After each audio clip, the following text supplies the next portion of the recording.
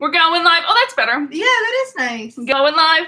Going live. Hey, guys, we've sort of moved. What's this doing? Does it go here? The view is different behind us. I can't figure out. Where does that go? It goes nowhere. And then I do one of these, and then my hairdresser's like, why'd you fuck So sometimes months after you move into a house, you rearrange the entire house on a whim when someone gets home from work. Well, the house is still telling you what it likes. It does. I mean, we've been in our house, what, almost 2 years, and we're still learning what it likes. Yeah. So eventually you won't see like a messy table. This is covered in flowers that we're making for the wedding. Yay. Because we're weird with and magic. making them with magic. Making flowers out of comic books. Making flowers. And then over here you have making Christmas songs. Easter eggs now. Wedding. Easter eggs now. I like that. Of little pop vinyls. Hello, guys. Hello, the Kaylee is underneath the. She'll come out and play eventually. You may not get as much Kaylee butt this way. Yeah, just because she's found a nice little cuddle spot. Yep. She's like, I can touch both humans. So that happens. Be lazy. So now you have a different view. Welcome to the Different View podcast, where we talk about perspectives. Eventually, we'll have like a nice professional background. So yeah.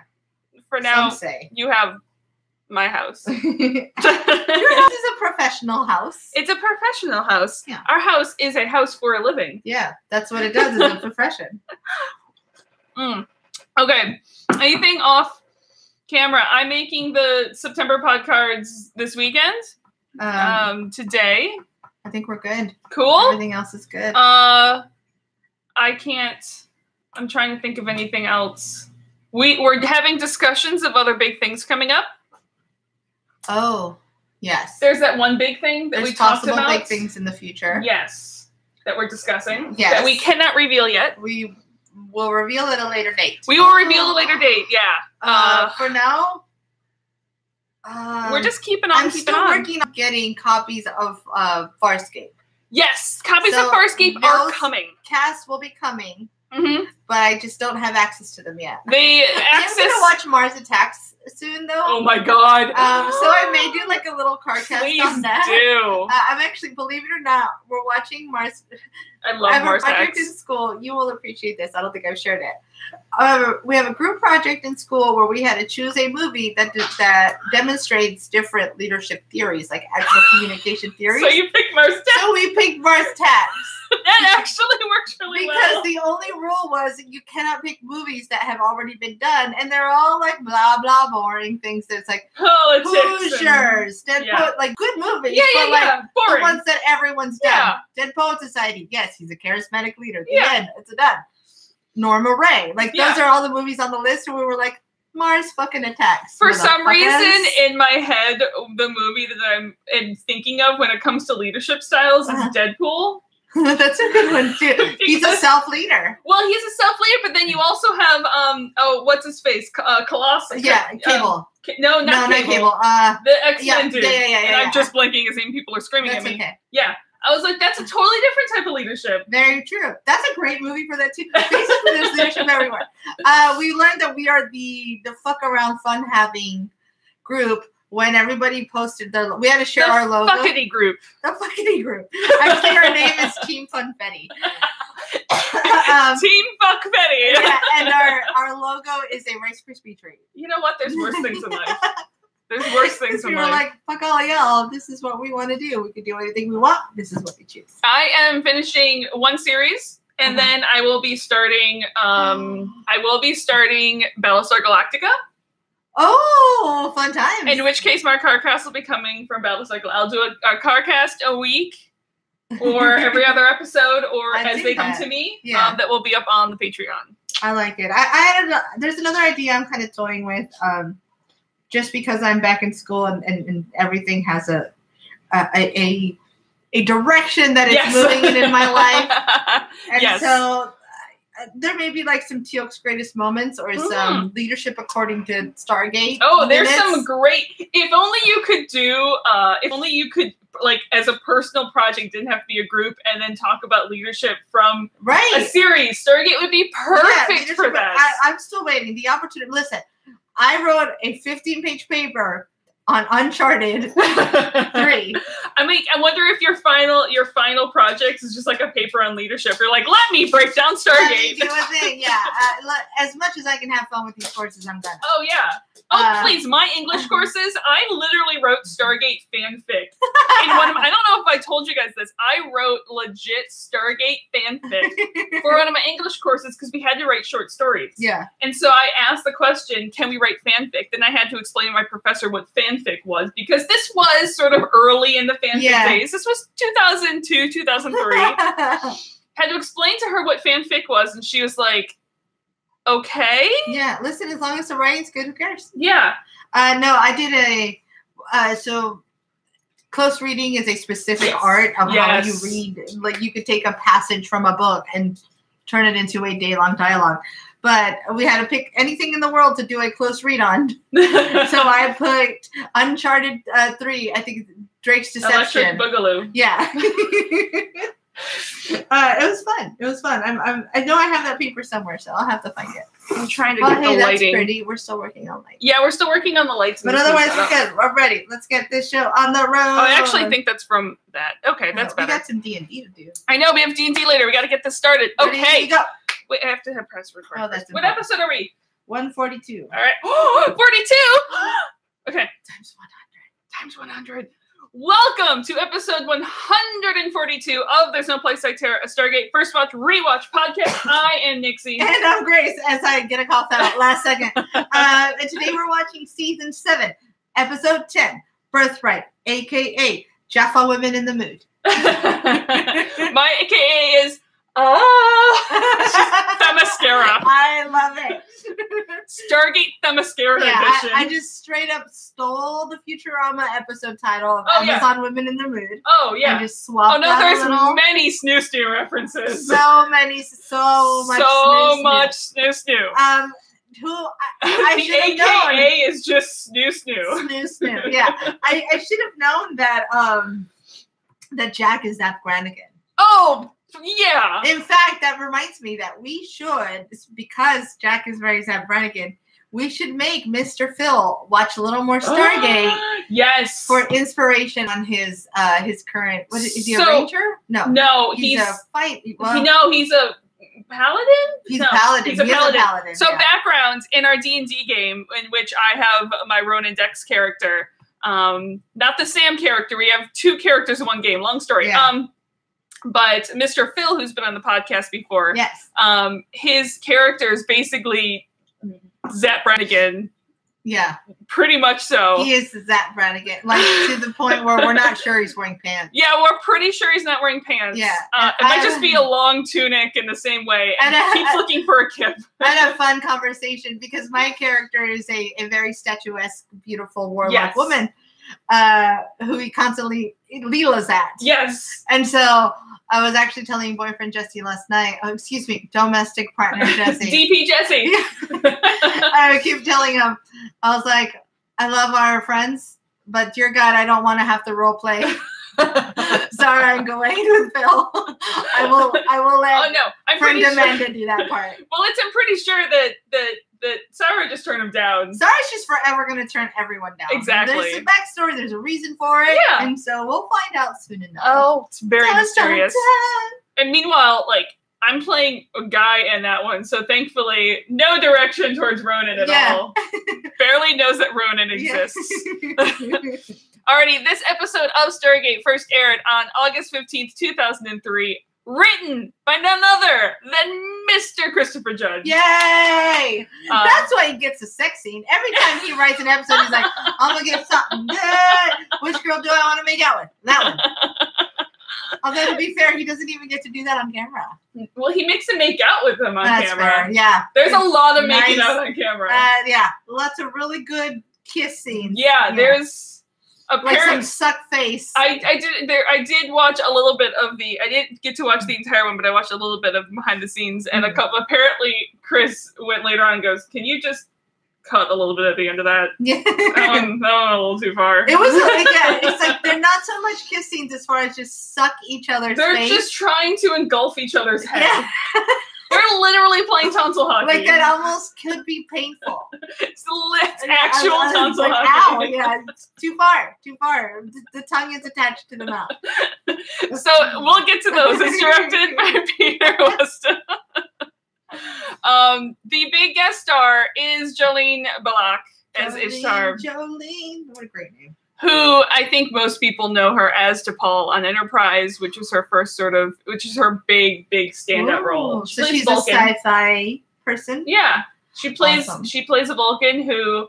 It's another of those characters where the first time I watched the show, I was like, not my favorite character. And the second time, I'm like, oh, there's a lot more to that character. Well, I'm glad she wasn't typecast and wasn't a Klingon or something. Yeah. You know what I mean? Like, it's very glad she gets to do something different. So she started off as a model. She's had some TV roles and also was in Jason and the Argonauts. Remember that film? Oh, yeah. Yeah, she was in Jason and the Argonauts. I could watch that right now. It's so good. Yeah. So, and Christine Adams, who plays Mala, yes. was in an Eccleston-era Doctor Who episode.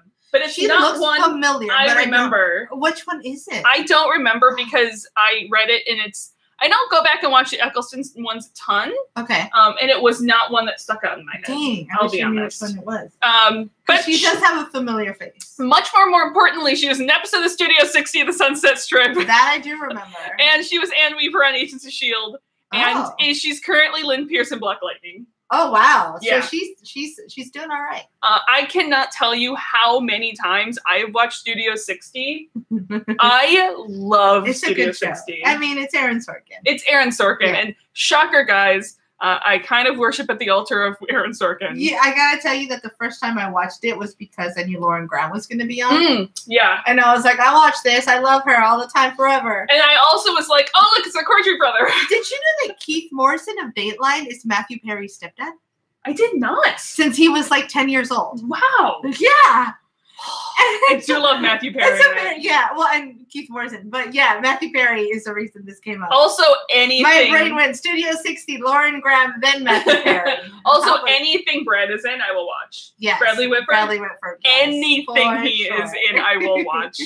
I love that man. Good times. He's a fun, yeah. I have a crush on him in the same way I have a crush on Tom Hanks. Oh, fair. Like I'm like, just you're hang out with just us so fascinating. Yeah. I want to sit down and pick your brain. Yeah.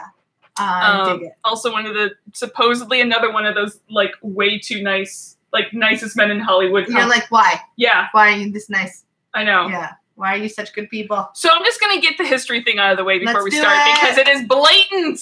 The Amazons. In mythology, they're the daughters of Ares and Harmonia. And apparently they're credited for even inventing the cavalry. Wow. Like on horses coming on in. Yes. And naturally, I just had a memory of that scene in Wonder Woman where the girl straddles the horse and leans around and just fucking take shit out. Shit is the best. Oh God. Okay, I'm done. Sorry, I was having a moment. Yeah. You guys know how much we love this film. Actually, some historians back in the day, naturally, who are part of the patriarchy, are like, they must have been beardless men with their hair tied up, just mistaken for women. Bruh.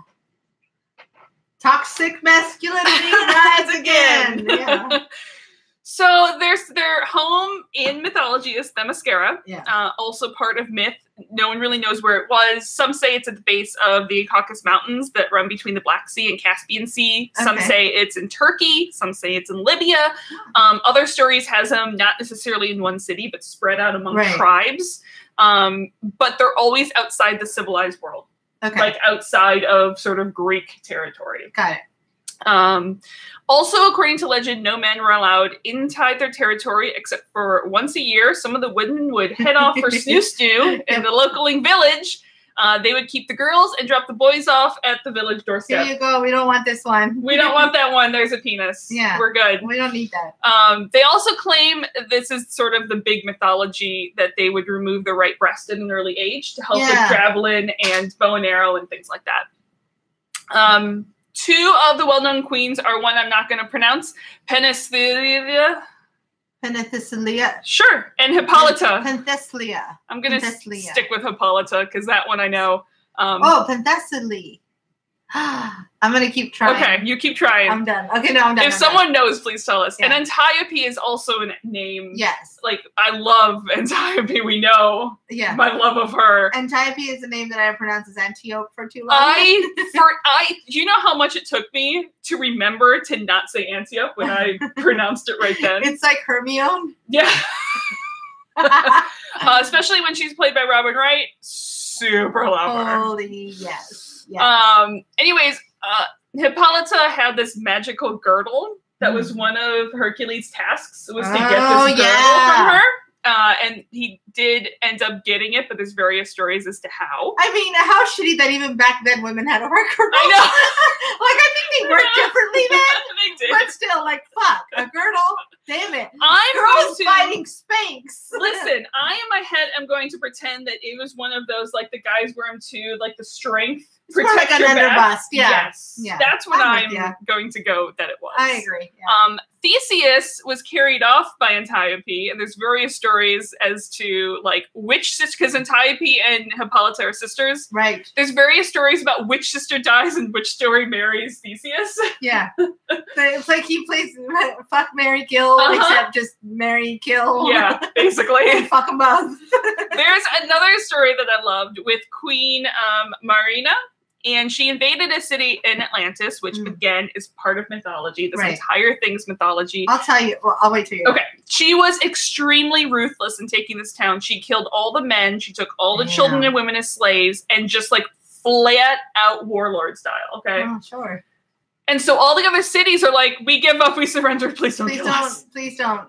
And she ended up being like, that's what I wanted. That's great. So the people I captured was an answer to what I wanted. And they lived out peacefully, just with me ruling. And she ended up being the super cool ruler because she just laid the line down. Damn, yeah. Yeah. She created boundaries real quick. I will tell you that growing up, I understood the difference between real and make-believe. Yes. But something in me just could not believe that these were not real. Yeah. Something about the Amazons. Like, I believe that they lived along the Amazon River. They were real women who did this. And I wanted to go see. And maybe that's just because we were women and we grew up little girls. And there's very few stories about women in power in these positions. Yeah. I was just like, no, this is real. And the thing is that this mythology is based off, real life. Yeah, even, and I forget the name of the female warriors in Black Panther. Right. They're partly based on the Amazon. They're partly based on, there's a number of different, I don't want to say tribes, but groups and offshoots in Africa that were women warriors specifically. Now, whether they were set aside and they had their own village or whether that was the arm of that village. We should start our own tribe. We should. I like it. Okay. Okay. But, we'll just ask that you cut off a ponytail. Okay. Can I pick the ponytail? Yeah. Okay. Yeah. I mean, it can be whatever ponytail you want. That works. But, there is a reason, as you said, there is a reason why Amazons, why something, when you convert it into superheroes, why Wonder Woman and everything has been so powerful to specifically women for so long. I mean, the media the media called the suffragettes Amazons. Right. There's something undeniable about women who get back their own power, take back their own power. Yeah. And there's you can't help it. You have to. Well, for me, I can't help it. You have to give them some sort of. Yeah, it's just amazing, and I'm at a loss for it. And it's what I love about sort of and I use this Amazon mythos, and to me, it's far beyond just sort of the Greek standard Amazon mythology. It is this whole sort of mythology that exists around this warrior woman who, warrior is not necessarily a term meaning their strength, physical strength. Right. It's this warrior woman in terms of like just standing fucking both feet on the ground. Just courage. And walking across no man's land, whether that's figurative or literal. Oh, I could cry just thinking about that. But the mythology changes consistently to be what women in that moment need it to be. Yeah, to survive and be warriors. Yeah. Exactly. What is it that we need right now to continue to to fight on. So everyone, raise a glass, smash the patriarchy. Fuck yeah. Feminism rides again. Anyways, so now that's, I'll step off my history / soapbox. Soapbox is the word I was looking for. I failed even saying that. History podium / soapbox. Yes, there. yes. Nice and clean. As I'm wearing a t-shirt today of Leia dressed as Han. Yes. It's the same sort of concept. I love it. I'm gonna go home and put my Leia shirt on just because of this. Yeah, we'll both wear Leia shirts today. And our battle glitter. Exactly. Gotta love battle glitter. So, and sidebar, just battle glitter. And part of the reason I love battle glitter is because our Leia in real life, Carrie Fisher, would just fucking glitter anyone. Yes. As battle glitter. Battle glitter, yeah. And that's literally how I started wearing battle glitter. Not lying. Okay, episode, Stargate podcast. We start with Alon Jaffa, who's not looking confident about his surroundings at all. As he shouldn't be. Because he's quickly surrounded by SG-1. Yeah. He's Rykel of the Gould Moloch, and don't worry about his name. Yeah. It won't need to know it much longer. Much longer. Teal'c approaches him and he says, Shalkek Nemron, which is the secret code to the Rebel Jaffa. I die free. Nice. I die free. God, what a great line. Okay. It's so good. And it's interesting. I want that to be written on my tombstone. You die free? Yeah. Okay. I die free. Here lies a free out. That's what I was going to say. Like, Dobby is a free out. Here lies a free grace. And it's interesting how Teal'c is now known as Teal'c of the Tal'Ri. Yeah. Not Teal'c of Chulak. Yeah. Yeah. I dig it. And he's quickly shot from behind. Yeah. In a quick, big firefight. No time breaks for out. Niceties. There's a lot of Jaffa. It's a lens flare fight time. It's a lens flare fight. It's J.J. Abrams fight. Yeah, it's very these like shots, as quote unquote shots, are just flare. Like I think they're the exact flare that we have in our toolkit that we pre-built. They're not quite the same because this is before that plugin was written. Sure, that's fair. Yeah, it's the early ones. But yeah, it's looking really bad until a fuck ton, the exact measurement is a fuck ton of staff flats shoot out from the mist. Yeah, exactly. Taking all of the bad guys out. And well, there's only one way to know if the mysterious staff blast originators are friendly. Teal'c shouts the secret code, Shalkek Nemron, and 2 female Jaffa come out. And you hear,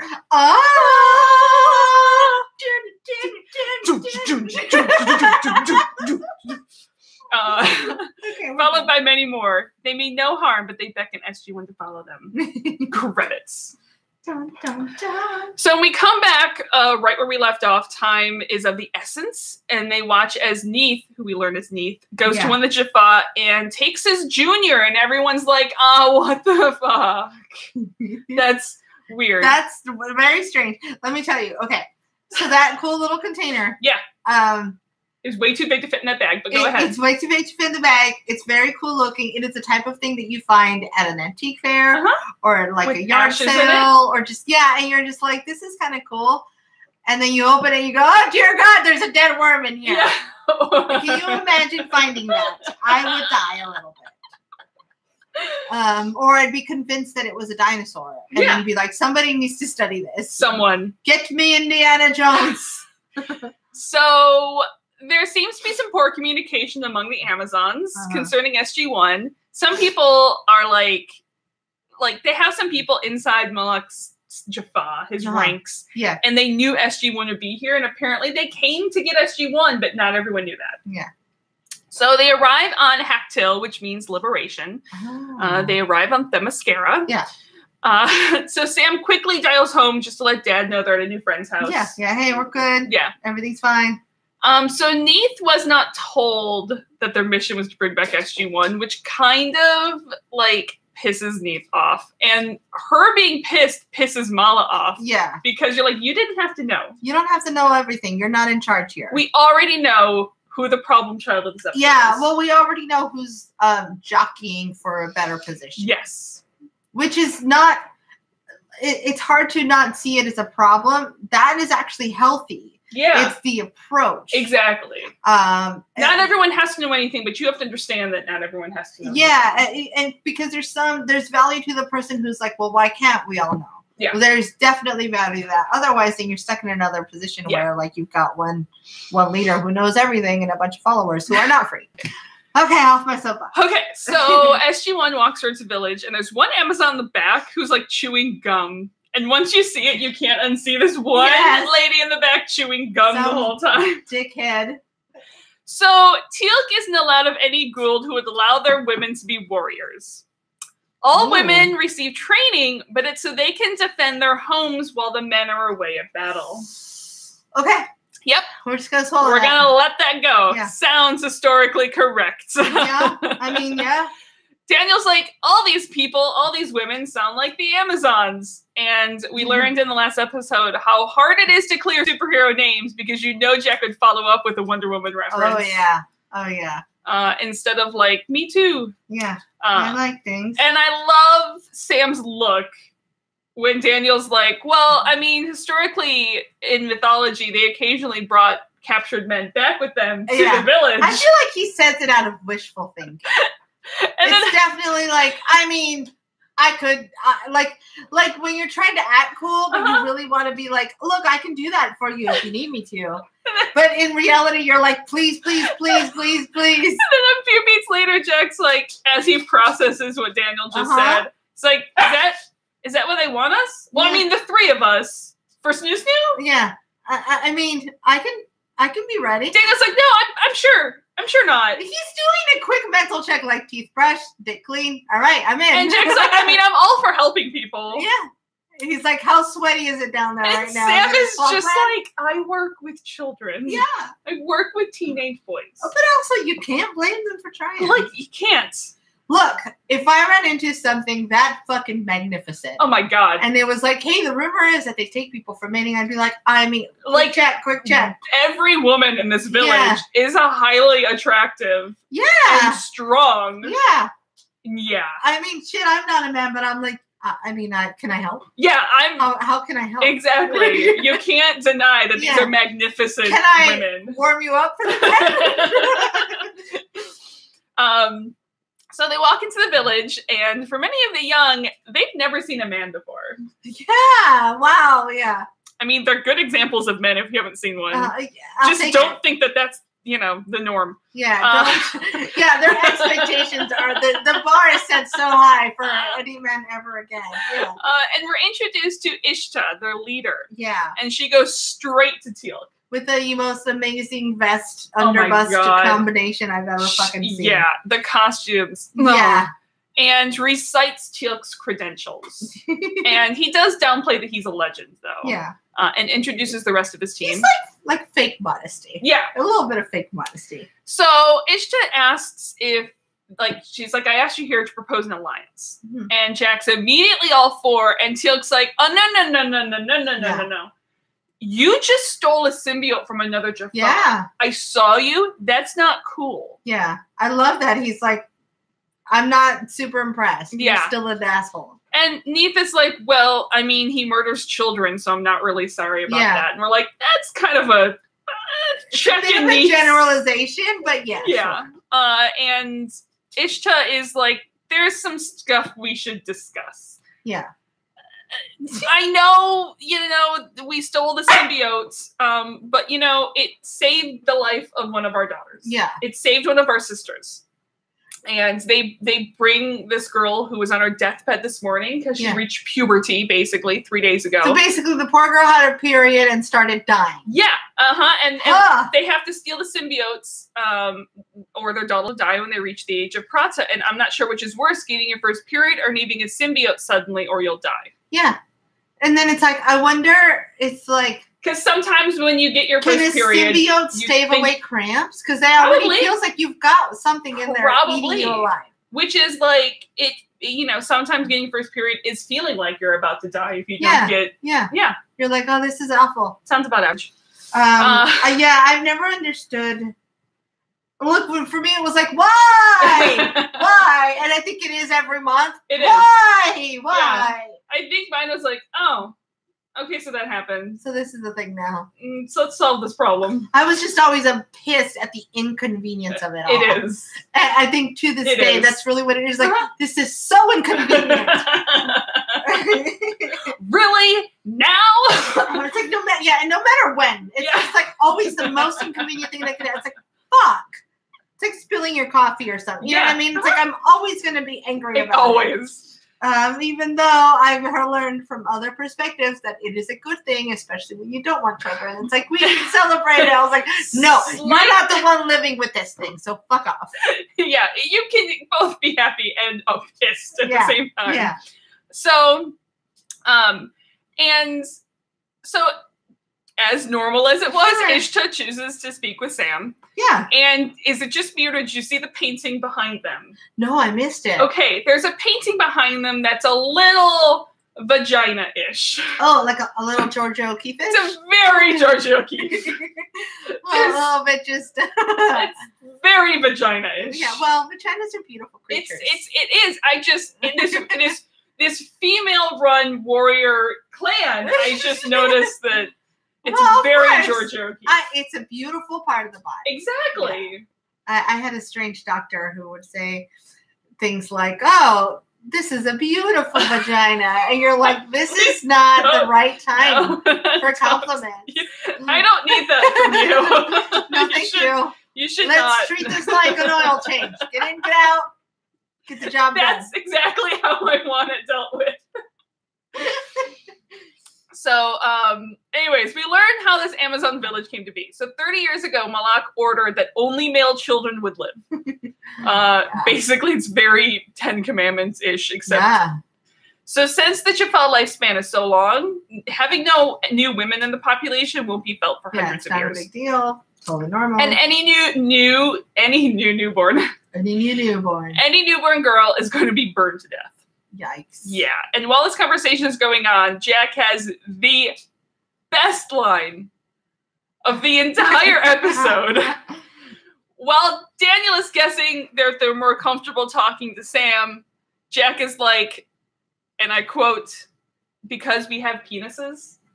He's not wrong. He's not. You're not. He's exactly nail on the head there. Yeah, it's kind of shitty to be left out because you're genitalia, isn't it, Jack? Weird how that works. Funny how that doesn't feel good. And Daniel is like, do you want a power bar? I love how Daniel's like entertained by this.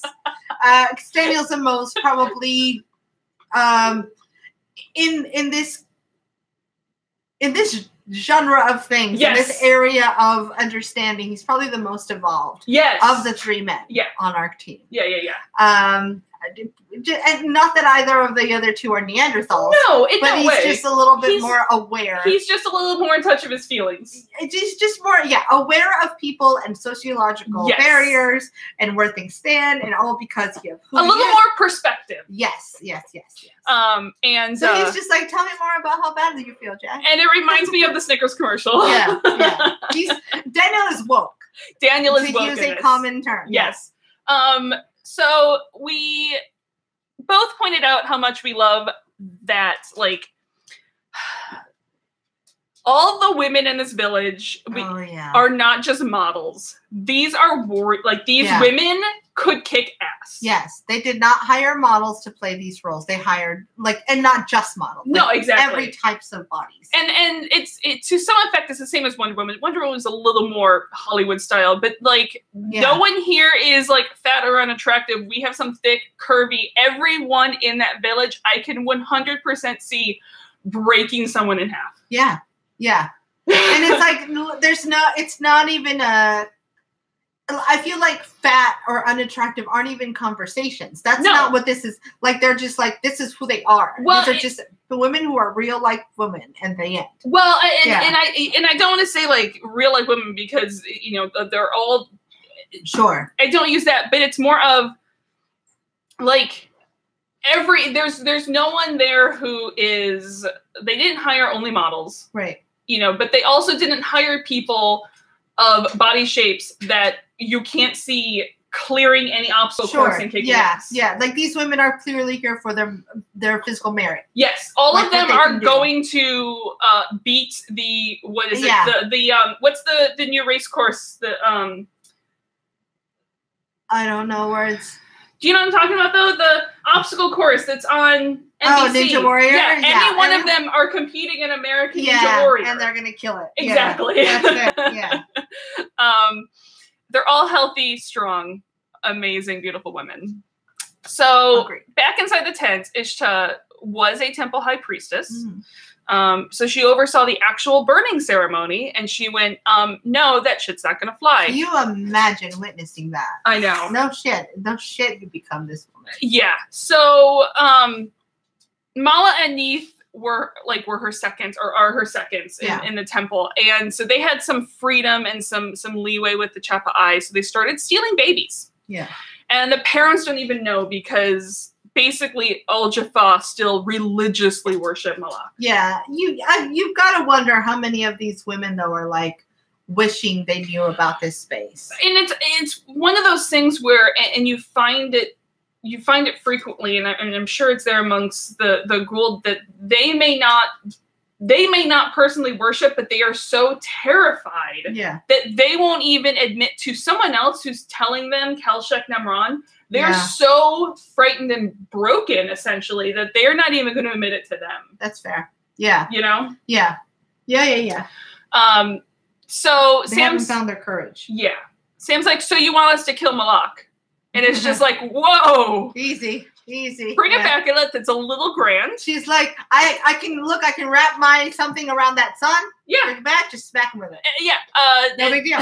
No big deal. She's like, we've done it before. It's fine. I mean, with bigger fish too. We're good. Yeah. Sam goes all in all the time. She rides hard. It's just like, we were hoping for like supplies some and subtlety food. Here. Yeah. And some look. Sam's like, just create chaos and thrive in the subterfuge, like I do. And we're like, we just want to not die from starvation. So I mean, maybe some weapons help us defend ourselves, die less. I mean, we're very proud warriors. We're very skilled, and we can offer you our help in return. Yeah. So Sam offers an alternative to all of that. And that great Sam, like, I know something you don't know. That face, that she makes. It's the best. I love it. Like Amanda Tapping's ability to just light up her eyes when she's like, I know a thing, and then you don't know it, and I get to tell you, and it is the best. Yeah. God, I love her. So outside, Sam explains to the rest of her team that she's told them about Tritonin. I mean, both test subjects are doing well so far. Yeah. So, I mean, look at that amazing specimen that is healed. I know. I mean, Braytek's no slouch either. Right, fair. Yeah. And centuries of Gould brainwashing basically have convinced pretty much all Jaffa that they're weaker without their symbiotes. They're not going to give them up, even if it would free them. Yeah. And Teal'c is dead set to convince these Jaffa to take the Tritonin. They're taught that it's more noble to die than to kill another, you know, as a standard. But Sam's like, Jaffa are genetically engineered to rely on these symbiotes. Right. These kids have had their access to the symbiotes taken away. Mama Bear's gonna Mama Bear. Right. These women are gonna do whatever they have to do to keep those kids alive. To keep the kids alive. They're not going to have any qualms with killing a few of these Jaffa who are fighting for They're not worried about finding a fair solution. They're worried about keeping these kids alive. It's survival. The end, And when we come to it, this next scene might be the hottest scene in all of Stargate. Yeah. Like, thank God this is an explicit podcast. Yeah. Guys, I was literally yelling at the TV, and then they fucked! Nixie will witness. She was.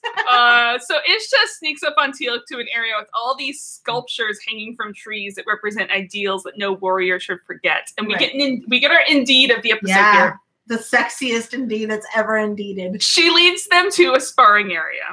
And Teal'c is here to convince Ishta to take Tritonin. Yeah. And he gives her the audiobook version of his new pamphlet that he's worked up. Yeah. The fact that Jaffa cannot be truly free until they don't need symbiotes. Now, I want to pause on this moment because as sexy as it is and all this other stuff is happening, there's a line here that is just beautiful. Yeah. And he says, the benefit a symbiote provides is not a Jaffa's true strength. Yeah. So that sentence is just masterfully put together. I have to give credit to our writers. It's great. It's just beautiful. And you can break that apart. And so it just tells everything exactly as it is in that one line. It just and it reminds us everything we are, our true strength does not lie in any weapons we have, and any schooling we're able to gather. Yeah. Or it's kind of like when Dumbledore says, your life is not made up of who you are, but of the decisions you make. Yeah. It's in that same vein. It's the like same concept. All of this power is inside of yourself. But not inside of yourself. Yeah, exactly.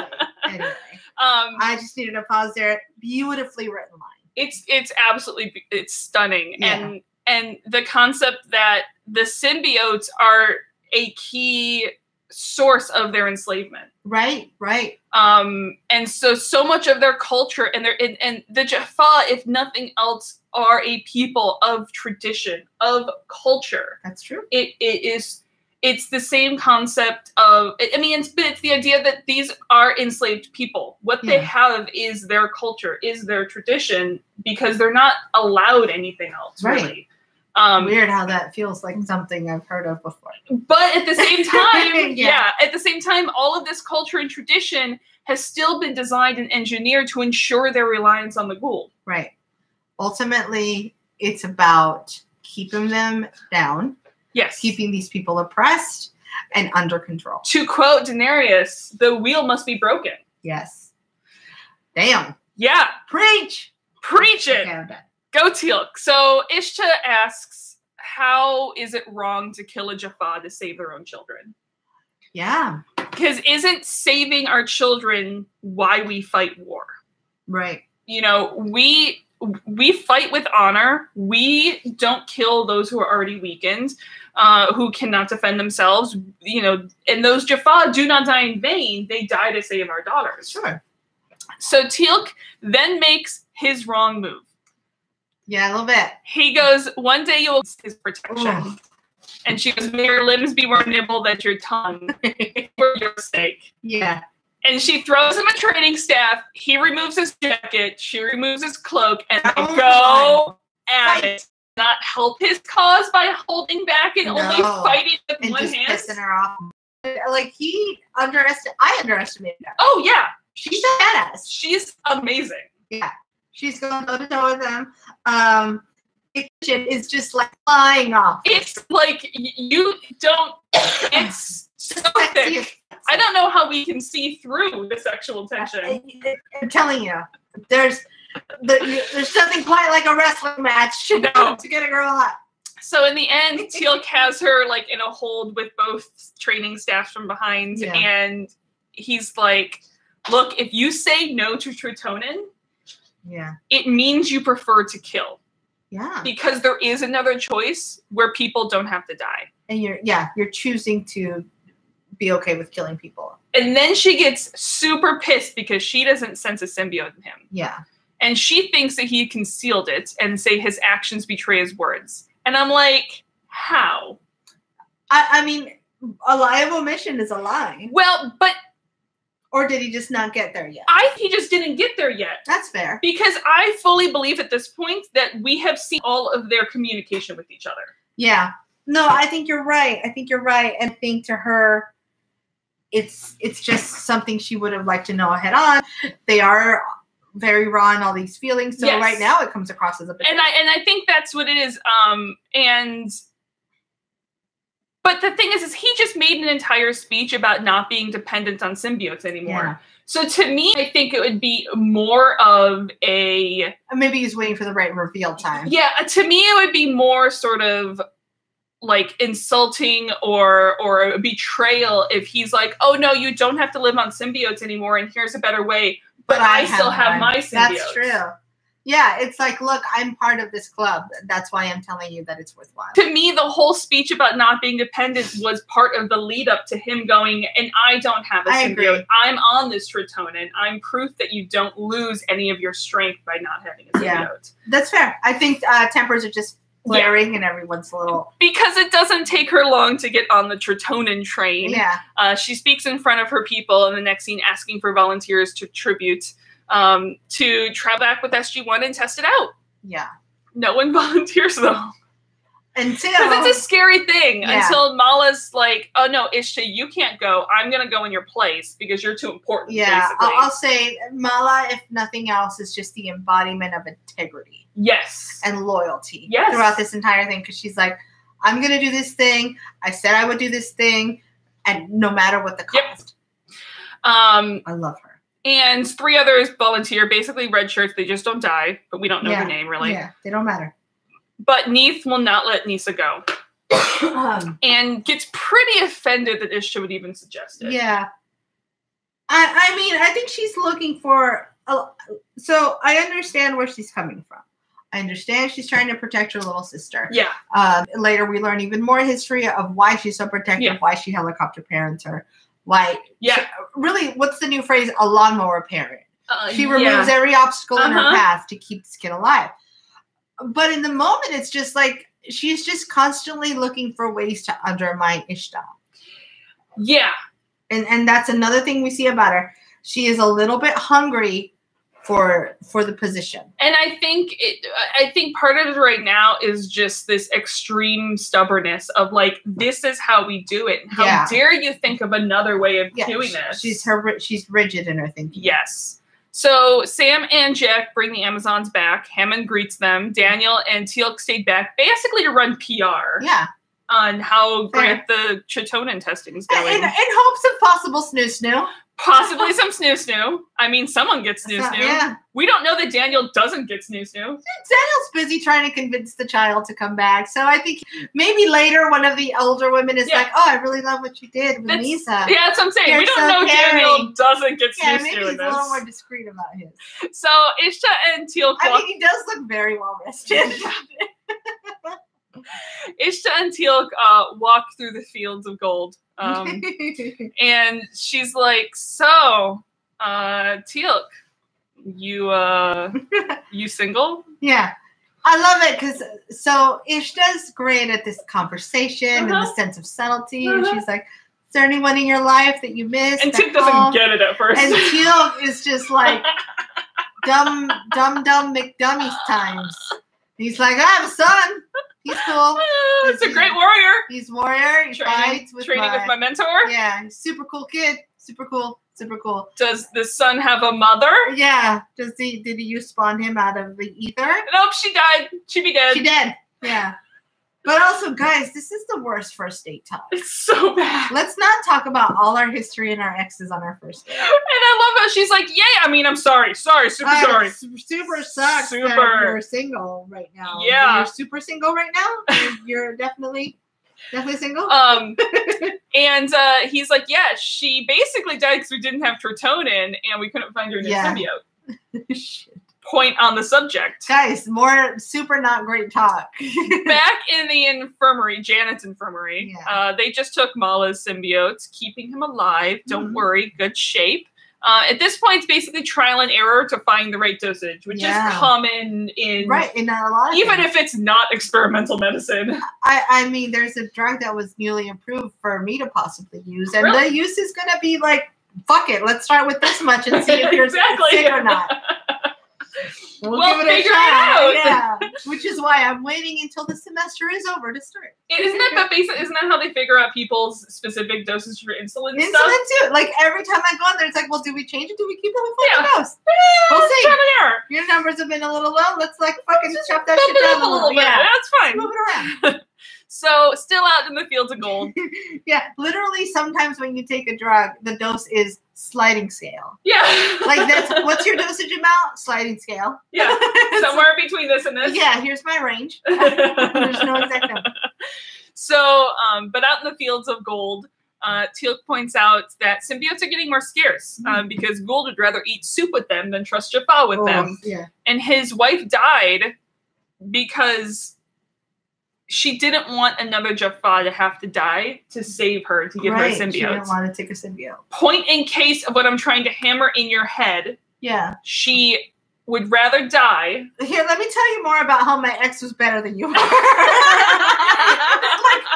Thank God Ishta is like a self-confident made woman. Because he's like, yeah, she could be as fierce as the wind. Yeah, she's basically a saint. Or she died a saint. Gentle as the sunshine. Yeah. She never appeared to be either, and I still love her. Yeah, and you'll never live up to her because she's basically now, you know, what's the word? Canonized. Yeah. I've canonized her. Yeah.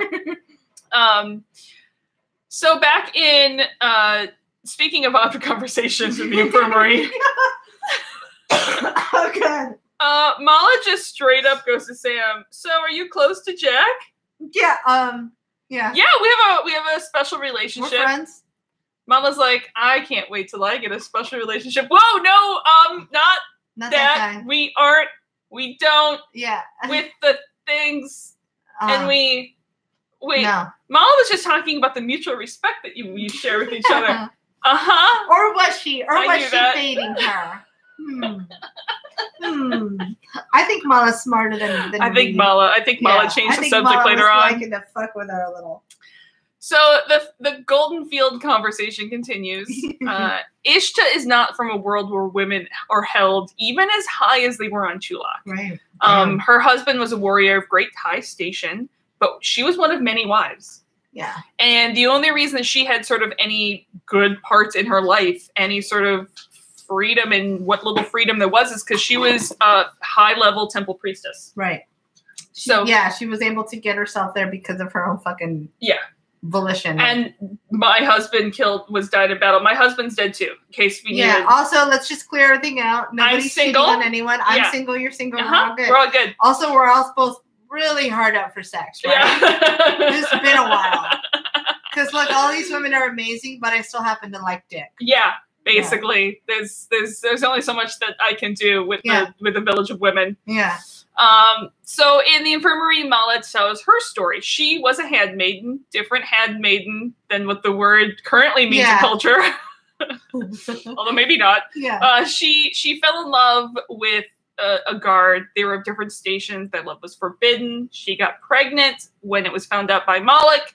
Killed him. Killed their daughter in front of her eyes. Can you imagine seeing these fucking things? It's like just dead babies all over the place. Dead babies. The fact that these women aren't more vicious is miraculous. Yeah. But truly a testament to their resilience. Yes. And the reserve. And what we don't think is reserve is actually reserve. Yeah.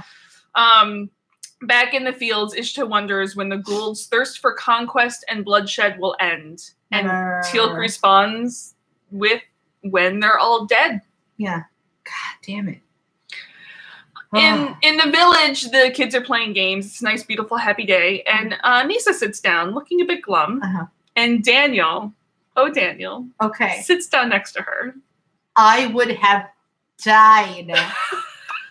I would have just been dead. Okay. If you were that age and Daniel sits down next to you, I would.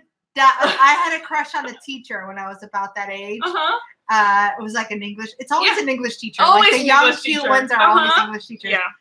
And I remember him talking to me like outside of class, like lunch or something, and I was like, I don't even have words right now. I cannot make words. Doesn't surprise you. Mine was a science teacher. Yeah, sure. But I was like, I'm gonna die, right? I don't even know what's happening, but I think I'm just gonna spontaneously combust. I'm going to melt into a puddle. Yeah, it's like I'm just gonna, like, I wanted to like scream and run away, but also never move from that spot at the same time. And it's so like, it's just so adorable. So watching that happen, it's like watching Daniel gave me that feeling. Like I was 13 again, and I was like, I'm gonna die. I'm gonna die right now. My face is just red. Yeah, to the point where I'm watching this, and domestic partner Jesse comes by, and I'm like, go away. You can't be here right now. It's like, it's just, you know, this, and then the scene at the very end where she's like, has a crush on Daniel. Like, God! And of course the big sister's like, hey, I'm gonna fucking embarrass you. I know, because it's somehow just like the sweetest, most innocent, blushing, adorable. Yeah. There's nothing nefarious. It's just so freaking adorable. And as we've said, you know, when we've evolved the term when we say Daniel's a flirt, he's just that goddamn charismatic. He's charismatic, yeah. And so perfect person in this. He's so charming. He's a Prince Charming. Oh, he's a Prince. He would be a Disney Prince Charming. Yes, absolutely. Maybe a little more Finn than anyone else. Oh, yes. Again, is it Finn or Flynn? It's Flynn. Okay. Flynn Rider. I just always confuse it. Anyways. Okay. He is my favorite. Nisa was told not to talk to Daniel. And he's Which like, makes her want to talk to him more. And he's like, no, you don't have to. I'm just going to sit here. Yeah. He introduces himself. Not to Nisa, just introduces himself to no one. The world. Yeah. And it doesn't take long to charm her into chapping. But she's not talking to him either. She's just talking to no one. Yeah. And like, oh, she's so cute. She's like, what are those things on your face? Yeah. Glasses. They help me see better, but actually don't tell anyone they're fake. Here's the most adorable thing about it all. Yeah. Is every flirtation that happens in junior high, in middle school, is like, can I see your glasses? Or like, it's always that move. And so it's so beautifully written that it's that, you know what I mean?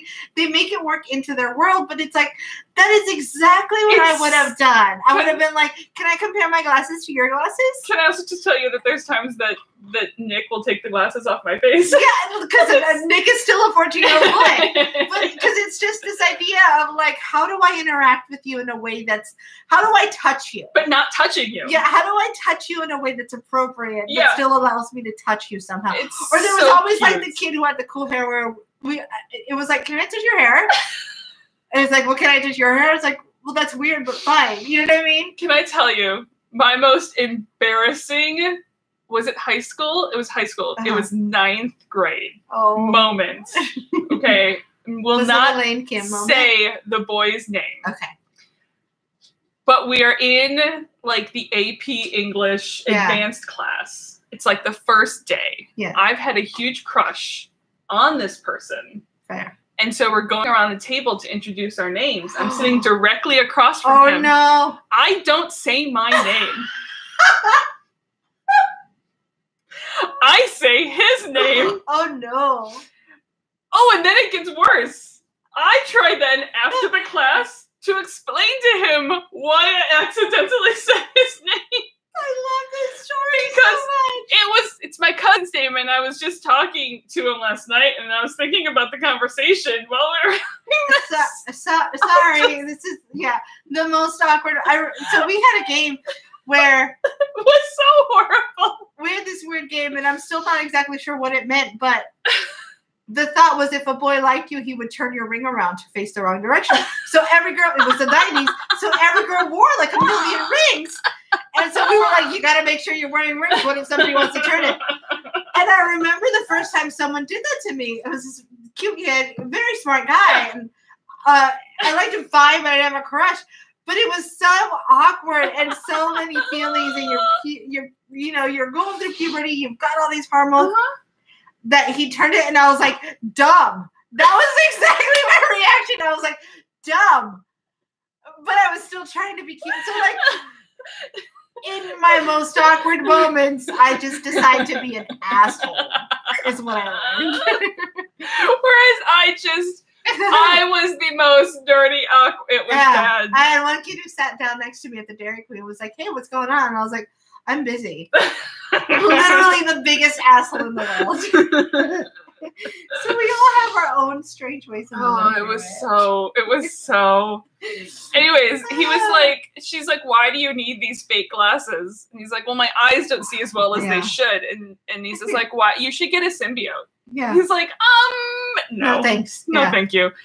So they come back around to the fact that soon she's going to need her own symbiote. And she's not really excited about it. Yeah, she's not cool about it. Even if it means that she will become this great warrior that she knows she will.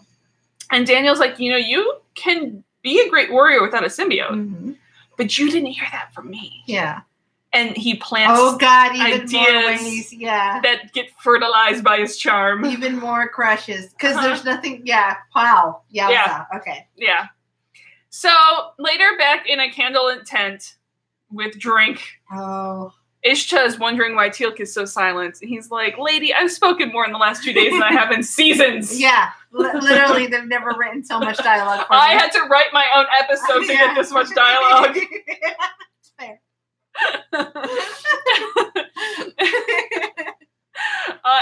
he's like, and they're silent, staring at each other. He's like, I should go.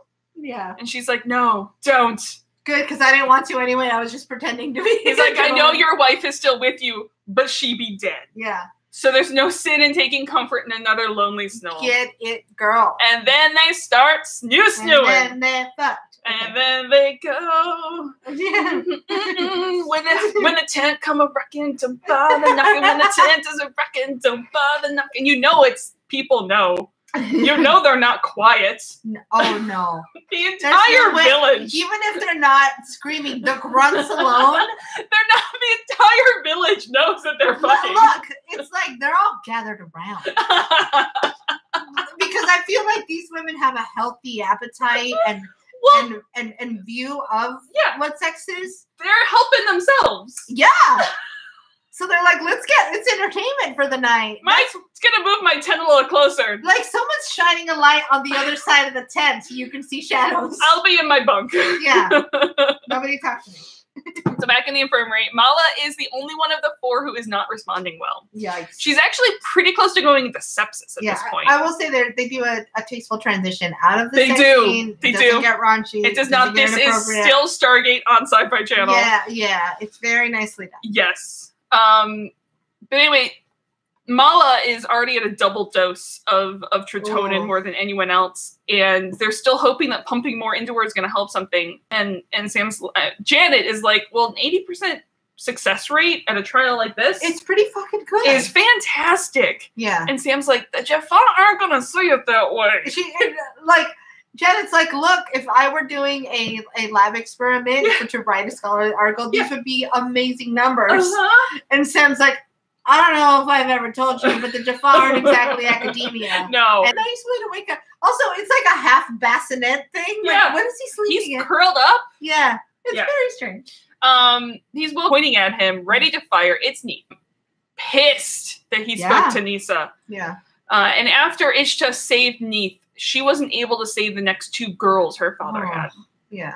So when Neith came of age, she swore that no more of her sisters would die. She ended up killing her father to ensure their own escape. She had to do a lot of things to get through this situation. And she's like, look, I saved Nisa, and I will save her again by getting her the symbiote. Yep. Yeah. So it's more of her pride more than her stubbornness of anything else. She doesn't just want Nisa saved. She needs to save Nisa. Right. But out of fairness to Neith, history has shown her that she is the only one who can. This is true. Yeah. This is true. But it is really shitty that she can't seem to see things in a different way. Yeah, because it's almost like this selfish view. It's almost more than Nisa's life. It's her. Right. It's about her own. She needs to save Nisa's life. And Daniel is like, why don't you want her to live free of the ghoul? And she's like, that's not the point. Right. It's not your way that'll happen. It's my way. Again, because she's just shitty. Being shitty right now. So Mala's now in the infirmary isolation room because she is not doing well. The others, great. The others, on par. And the alarms go off. Her PB drops. Janet is about to put her symbiote back, but Mala's refuses. Damn. With some of her gasping breath, she's like, if this is to work, like, this needs to work. My people need to be free. Yeah. You cannot put the symbiote back in me. And I think Mala has already made the decision that she will die free. She will die free of a symbiote. Yes. I think she's come to grips with the fact that death was an option. Yeah. She was going through with this. Exactly. She's really hoping to hell that they can fix her. She's like, she's not going back to the old ways. Either way, she's not going to have a symbiote anymore. Yeah. Regardless. Here lies Mala, free Jaffa. Free Jaffa. So back in the village, Neith is about to challenge Ishta for leadership because she thinks because she's having snoo with Teal'c, her judgment is clouded. Yeah. And what a shitty approach. Like, because of sex, you can't think straight now. Uh-huh. Because you're a woman. How fucking hypocritical. Thank you. I was about to say hypothetical. Yeah. How hypocritical is Neith's thinking right now? And and what? Her thought is now, if the Tritonin works, we shift our dependence from the ghoul to the Tari, that's no better in her view. Yeah, she doesn't trust anyone. Which, to be fair, that train of thought, if she had presented that as her train of thought earlier, that to me is more passable as a legitimate reason. It holds more weight. It does hold more weight. But she's coming to it after, which shows that it's really not the reason. It's an excuse that she has. Yes. Yeah. And also, one of her issues is that the leaders on Tauri are all men. Debatable, but fine. But again, that's another, like... Yeah. Hypocritical thought. She's like, they're just men. They're going to sap our strength. That is the radical view of quote unquote feminism that people accuse feminism of being. Yeah. Yeah. Of that feminism is women first. Right. It's equality first. Exactly. So Neith's view of freedom, as opposed to Teal'c's view, is ruling over the Goa'uld. Right. Is using the Goa'uld and their symbiotes to their own advantage. Yeah. Of literally flipping. She doesn't want equality. She wants to overpower. Exactly. Yeah. She doesn't want to be free. She wants to rule instead. Right.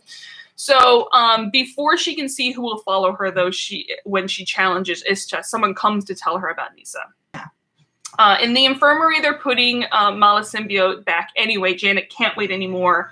She refuses to lose Mala. Yeah, she can't let her die. But it doesn't work. Instead of improving, she codes, and Janet and the team go to work while Jack, Hammond, and Sam watch helpless. Yeah, I mean, what can they do? So Neith tells her sister, who now needs a symbiote, that she will not fail Nyssa. And a bunch of Amazons on horseback, some of them, pass Teal'c and Daniel, saying that Neith has claimed Jomoseku, which is basically fight for leadership. Yeah. Sam tries to radios in and gets Daniel as he runs. It's Mala. So we don't see the start of the fight, but we see Ishta drop Neith and ready a staff weapon at her face. Basically, she's made clean work out of the whole I don't think that fight was long, though. Quick work. I think I saw what she did with Teal'c. That was quick work against Neith. Yeah, what I feel like Ishta was holding back a little. Yes. Because there was a little bit of like the playful, sexual tension. It's like, I have no doubt that this woman can take anyone out in that tribe. And the other thing is, I'm pretty sure that they spar all the time. Yeah. And like Ishta, my thought is everyone's trying to beat Ishta. Well, and Ishta's so smart, and Nyssa is so, Neith is so caught up in her stubbornness and rigidity that she has no idea that Ishta knows all her weaknesses in fights. Well, it's the other thing, and I can't remember the exact phrase, but it's an old thing about how you can't fight in anger. Right. You know, you have to be level-headed when you fight. Yeah. It's why someone who's fighting for revenge, while some people may think you get the extra strength from that, you cut these corners and you're not as using perceptive. Your strategy. Yeah. So I don't think she took long to drop Neith. Right. And Teal'c runs up to try to stop her. That yes, it is your right to kill Neith here, but it's also your right to grant mercy. And that's when Daniel runs in and is like, hey, so guys, bad time for this. Mala's dead. Yeah, but you know what? Who better to give us that news? Yes, but it's like a bomb of silence in the clearing. But the other women are fine. The other women are good. Everyone's alive. The other three on Tritonin are great. Yeah. And on the ground, Neith is like, "Do you see what your weakness did? Yeah. One of our sisters is dead, and Nyssa needs a symbiote." And it's just like, you know what? We're gonna get her one. Yeah, she's getting in. It's triage mode. It's just like fucking We'll deal with this later. Alive. We need to keep this one person alive. Yes. And Teal'c warns her that like you can't continue this way. Malik will eventually stop you. Yeah. You know, you're playing odds right now, and at one point you're going to lose. They're not thinking it through. Yeah. Yeah. And it's like... Because they're in survival mode. Yeah, one death in this experiment is too much for Ishta. One sister dying is too much. The experiment is a failure. And the SGC is either going to return their other sisters or Daniel and Teal'c will be sacrificed. Right. Well, I mean, she's not fucking around, and she never has been. So she just happened to have a change of heart for a minute here. It doesn't take long after Ishta and Neith to leave, and they leave the boys in a tent when someone immediately beckons them to follow them. Right. It's Nyssa summoned them. She doesn't want someone to die just for her to live, and she wants the Tritonin. And she's like, "Isn't it my right to decide?" Yeah. I love Daniel's line here. Yeah, he's truthful. He's like, I'm not sure if it is, but it should be. It's a very diplomatic approach, but also shares his opinion. Because it is this question of basically, the age in which the age of, I'm going to use the age of consent in terms of being able to the age of, the age of adulthood. Yeah. The age that you are no longer seen as a child, that you may not be wise enough to make the decisions, you know, about your body, about your health, about what happens to you. Yep. And Daniel's like, well, in this village, clearly by the time you take a symbiote is when you are declared an adult. So you should have the right, as far as I'm concerned. And I think to Daniel, even this happened the other time, that regardless of the age, as long as they're not too young. Right. You know, I think even if she was 10 and was able to understand that if you choose this, you may die, it's her choice. Yeah, I think Daniel's very much about free will for every person. Exactly. My prediction, Nisa, future leader of this tribe. I think so for sure. Smart ass kid. Oh yeah. Yeah.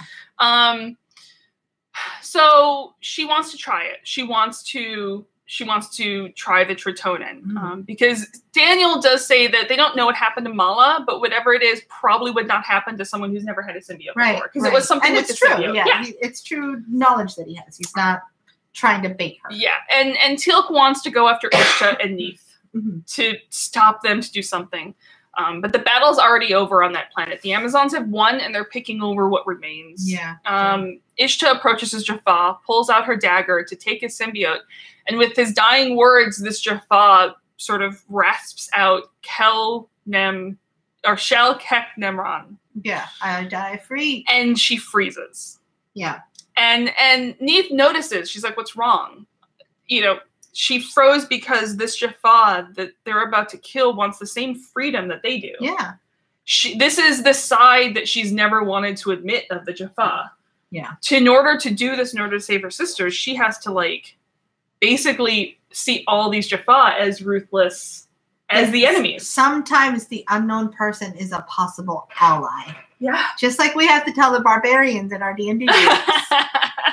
You don't have to kill all of them. Just kill some of them. Yeah. And she's hearing, or Ishta's hearing Teal'c's words in her head now. Neith gives no shits. Like, you know, shouldn't have fought for the bad guys then. This Jaffa deserves to die so my sister can live. And Ishta spirals. She's like, how many of these people that we've killed today could have been our allies? How many of these people wanted freedom in the same way that we did? And Neith's like, I'll do it myself. And as she grabs the knife, a Jaffa in the distance picks up a staff blast and shoots Neith in the back. Yeah. Well. And Ishta's about to kill that Jaffa when he's zatted by Teal'c instead. Thank goodness. Off screen. And Daniel runs up to, Neith isn't dead yet. Somehow Ishta knows that her symbiote's wounded.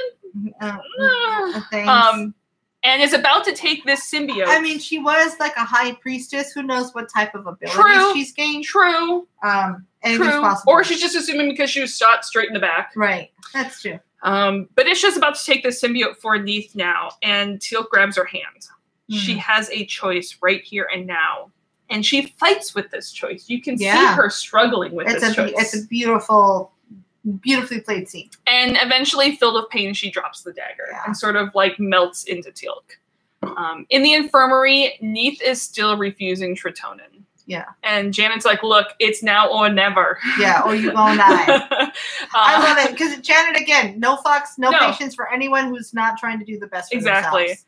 Like, Janet is who I need when I don't want to, like, work out or eat something good. Be like, fine, fucking kill yourself then. And Go I'm for like, it. Sorry, I want to do this. I want to eat that now. Says the person who's about to make 2 things of baked goods for later today. But I'm making them healthier. Yeah, or stevia instead of sugar.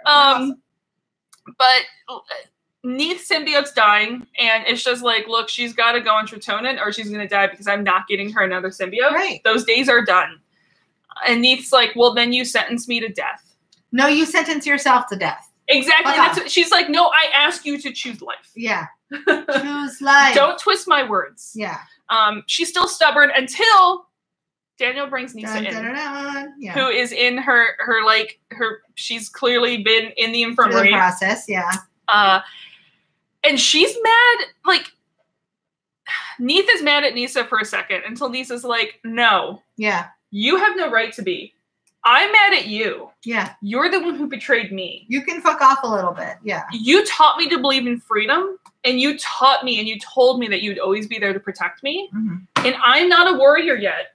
Yeah. So I still need your protection. And you basically are choosing death over Tritona out of your own pride. Your own pride is keeping you from protecting me, which you've always said is what you wanted to do. Yeah. So fuck off. So clearly that changes her mind, because sometimes later at the gate, in the gate room, everyone is up, healthy, good to go. Dun, dun, dun, dun. They call out Nisa's crush on Daniel, which we all blush at. Yeah. Yeah, I love it too. It's such a great big sisterly approach. She's like, hey, so like Nisa's wondering if you're going to come visit. And Nisa's like, shut up. I don't want to fucking have this conversation right now. I love that. The SGC has sent supplies. They're going to send medical teams to check on the Tritona ladies. Yeah.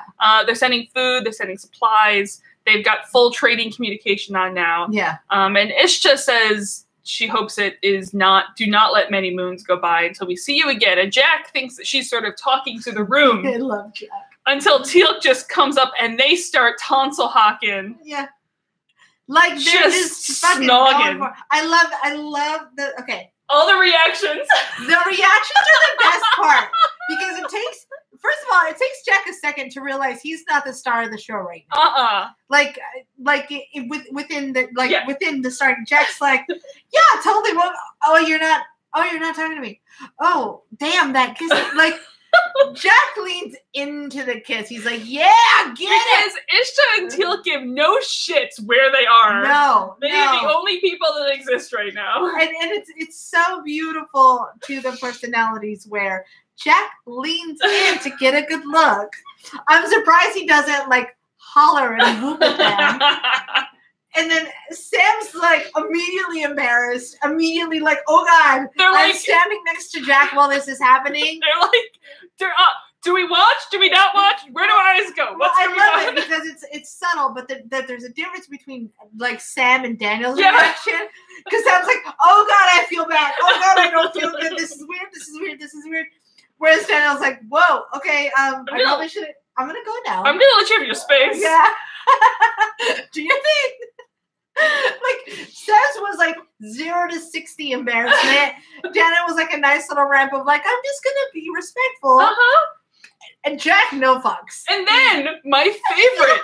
Now it is in depth of field, so it is blurred out. Yeah. But when we get the shot of the control room, Hammond's just staring at him. Yeah. I think Hammond's going, son, what are you doing in my gate room? Like he's like the disrespect. Like somehow he admires it, but he's like the disrespect is palpable. Palpable. He's just staring at him. Yeah, this is not the time nor the place. Like, but Hammond's like he's been around. Yeah, Hammond's a missionary sex kind of guy. Yeah, yes. He's like, we're gonna enjoy it in bed, missionary style, and then we're gonna be done. You don't. He's against PDA. Yeah, yeah.